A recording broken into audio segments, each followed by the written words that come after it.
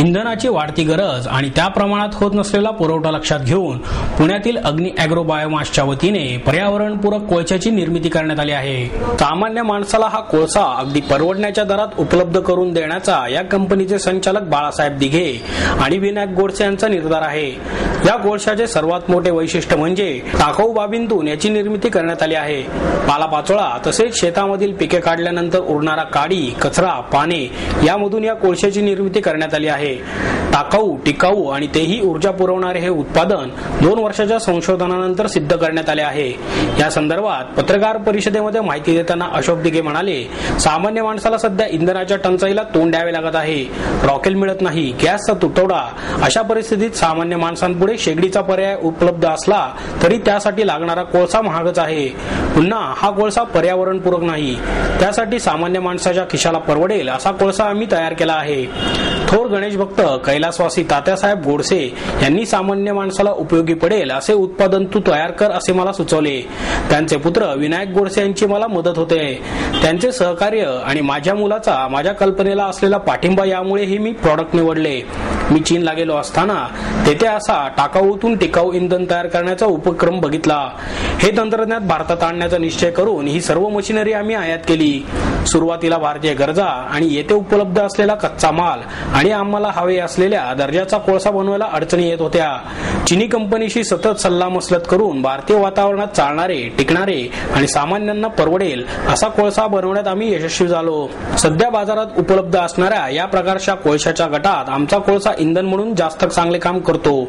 आवश्यक तेवढी हीट निर्माण करतो आणि अन्य कोळशांपेक्षा आमच्या कोळशाची किंमत आम्ही सामाजिक बांधिलकी म्हणून कमी ठेवली आहे. भविष्यातही कमीच ठेवण्याचा आमचा प्रयत्न राहील. आम्ही तयार केलेला कोळसा घरगुती वापरासाठी तसेच हॉटेल उद्योगांसाठी अत्यंत उपयुक्त आहे.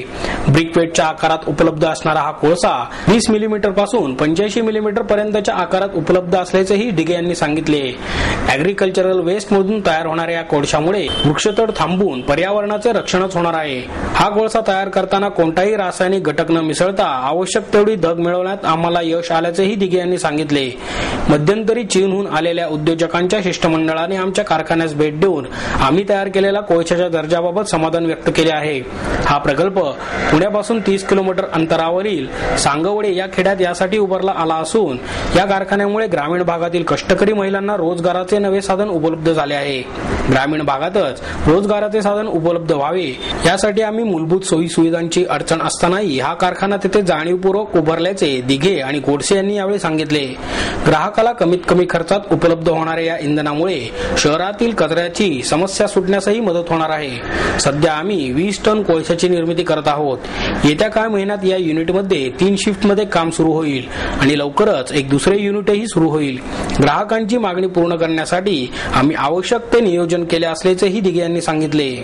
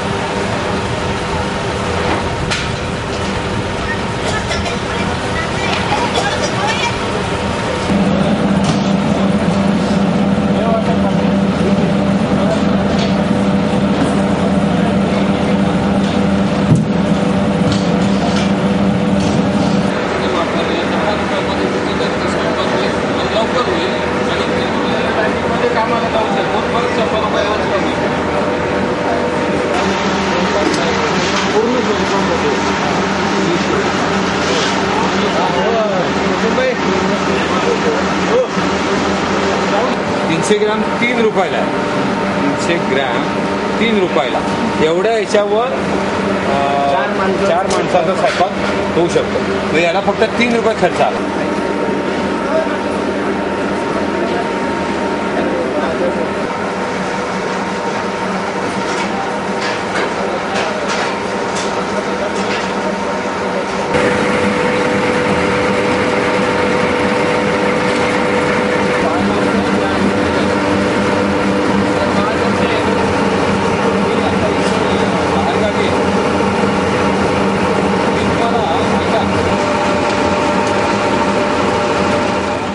आज आपण एका वेगळ्या विषयाकडे लक्ष वेधणार आहोत आपल्या प्रेक्षकांचं. त्यामध्ये असं आहे की कचऱ्यापासून किंवा इंधनाला पर्याय म्हणून दगडी कोळसा वगैरे जो काही वापरला होता त्याला एक पर्याय म्हणून आता कचऱ्यातून जे कोळशाची निर्मिती होती त्याचा एक प्रकल्प किवळे गावाच्या इथं सांगोडे गाव आहे किवळेजवळ.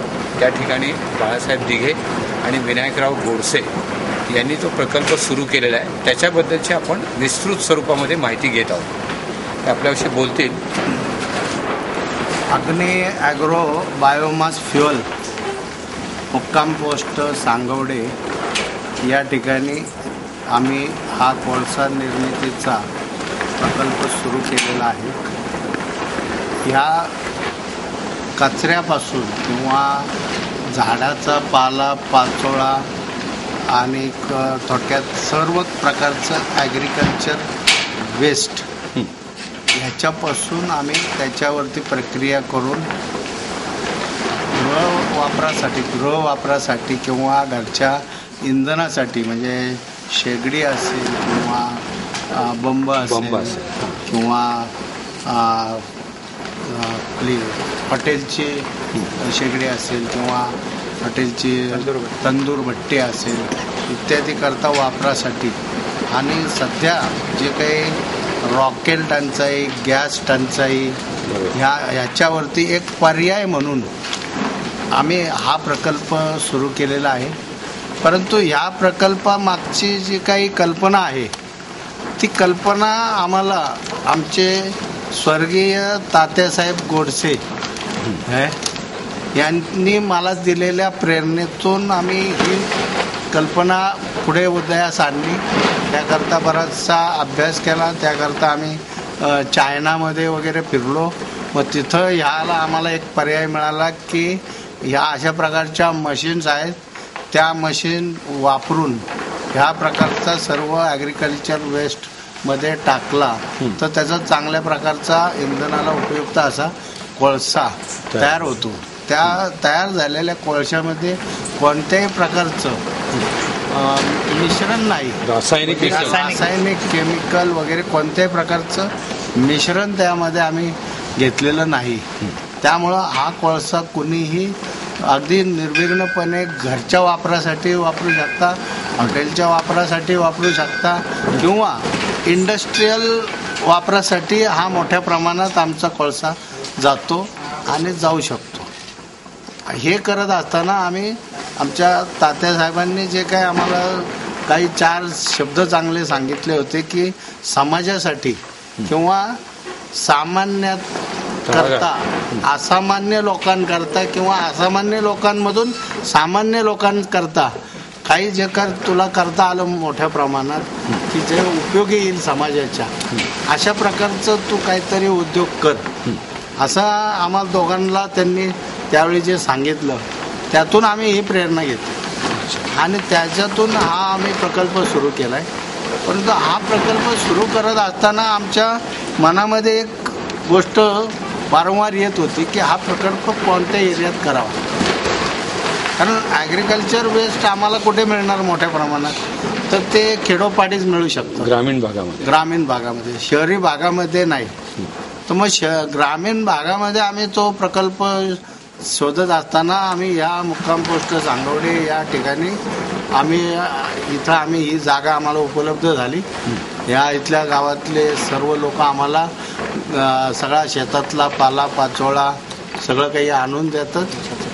ऊसाचं पाचट असेल आणि म्हणजे अगदी गहू, ज्वारी, बाजरी, तूस किंवा सोयाबीन, मका ह्याचं सगळं वेस्ट जे आहे ह्याचं आम्ही ह्या आमच्या मशीनवरती सगळं व्यवस्थित कटिंग करून त्याचा आम्ही तो बारीक भुगा तयार करतो.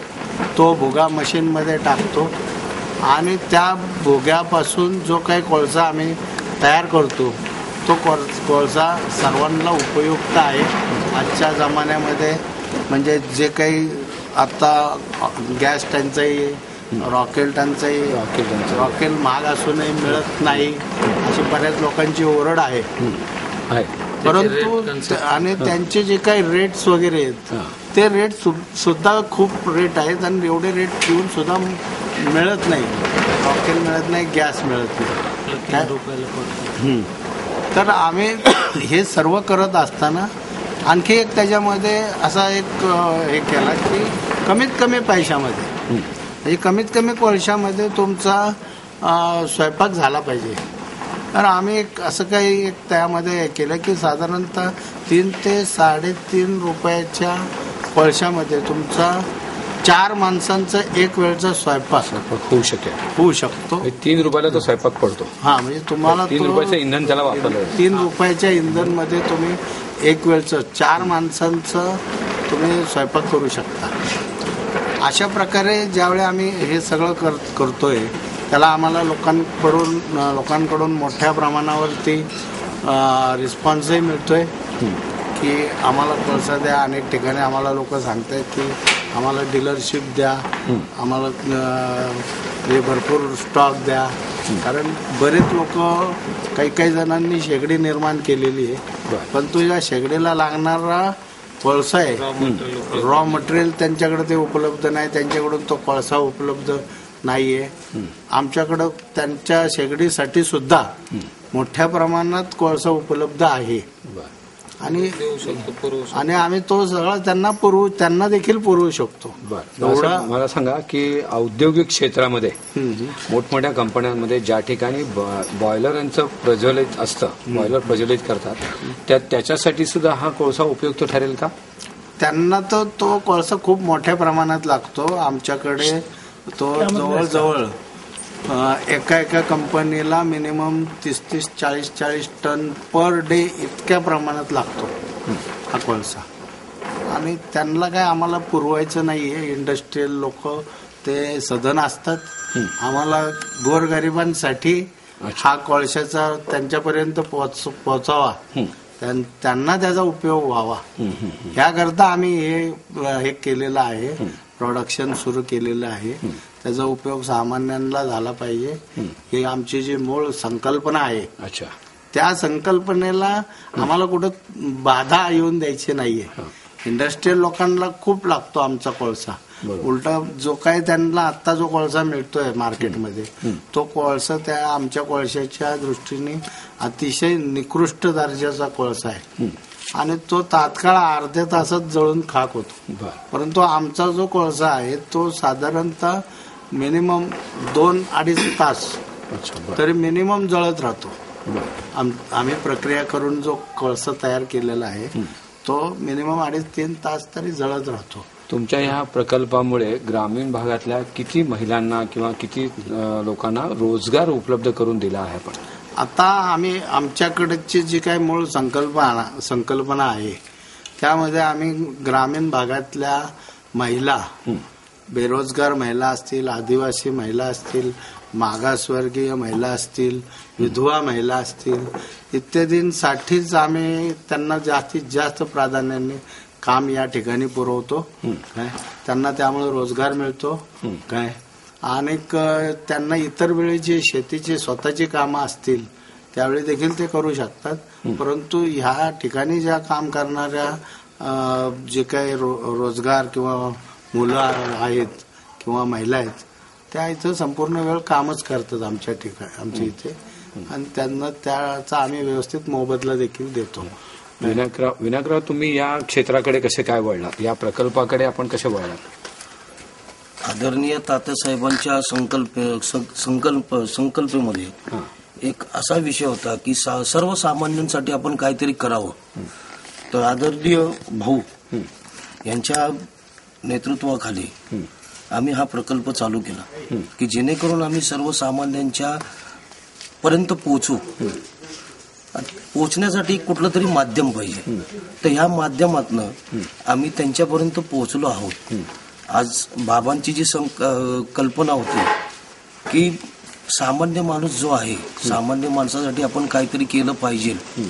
मगाशी जसं भाऊंनी तुम्हाला सांगितलं की कंपन्यांच्या ऑर्डर्स आम्हाला भरपूर आहेत, परंतु आम्हाला या कंपनीसाठी न थांबता सर्वसामान्य जी लोक आहेत, जी तळागाळातली लोक आहेत, जी कष्टकरी आहेत, जे मेहनती आहेत, जे अंग मेहनत करतात, त्यांच्यासाठी हा प्रकल्प आम्ही उभा केलाय की जेणेकरून त्यांना कुठेही, आता तुम्ही पाहताय की गॅस, रॉकेल हे प्रचंड प्रमाणामध्ये महाग झालेले आहेत.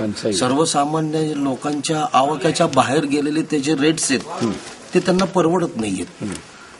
त्यासाठी आम्ही हा प्रकल्प उभा केलाय. ह्याची पूर्ण जी हे आहे त्याचं सगळं श्रेय आदरणीय भाऊ यांना जातं. त्याच्यानंतर तात्यांच्या विचाराने तात्यांनी आम्हाला एक मार्ग दाखवला, त्या मार्गाने आम्ही दोघंही चाललो आहोत आणि इथून पुढे आमच्या या मार्गक्रमण करताना आम्ही सर्वसामान्यांना बरोबर घेऊनच जाणार आहोत.